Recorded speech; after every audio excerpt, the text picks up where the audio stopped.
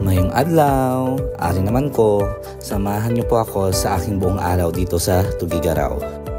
Bali, early in the morning, nag-decide ako na labas ng office at saka maghanap ng barbershop para magpagupit. Bali, Sunday ngayon guys.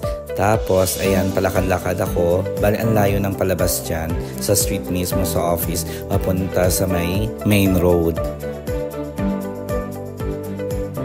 Habang naglalakad, nakakita ako ng karinderya. Tapos nakita ko na nagtitinda sila ng pasutorya. Tapos timing guys, hindi pa ako nakapag-agahan.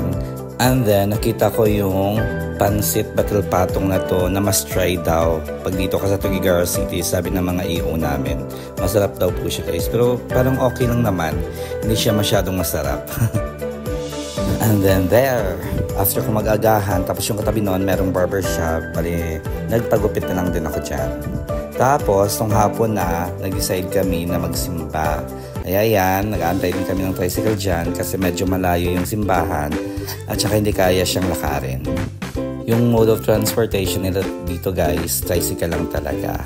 Bali, tricycle lang yung sasakyan mo kung gusto mong umikot sa syudad. Walang mga jeep gaya dun sa Iloilo or mga modernized jeep. And then, nakasakay na kami sa tricycle. Bali, 20 pesos each po yung binayad po namin papunta na doon sa simbahan. Ayan. Medyo malayo siya guys.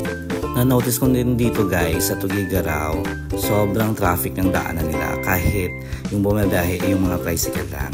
Tapos na-notice ko na parang ang dry tapos maalikabok yung paligid. Oo, sa Iloilo maalikabok pero dito parang iba siya eh. Iba yung alikabok dito. And then, dito pala kami guys nagsimba sa St. Peter Metropolitan Cathedral. Bali, ito yung labas niya. Maganda siya guys.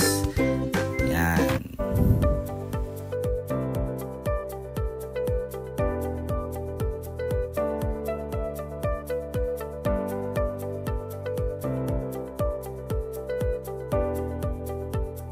At saka isa din siguro guys sa mga nagpa-traffic dito sa Tugigaraw City kasi dito ginanap yung National Prisa Games 2025. Kaya makikita mo na ang daming nagkalat na mga athletes galing sa iba-ibang lugar sa Pilipinas.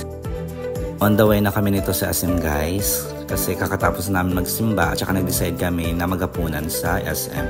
Ito guys, mga athletes siguro to sa Prisa A. Ang daming mga athletes talaga na nagkalat guys. Tapos dito na kami sa SM. Tapos we decided na kumain dito sa Mang Inasal. Sobrang haba din ng pila dito guys.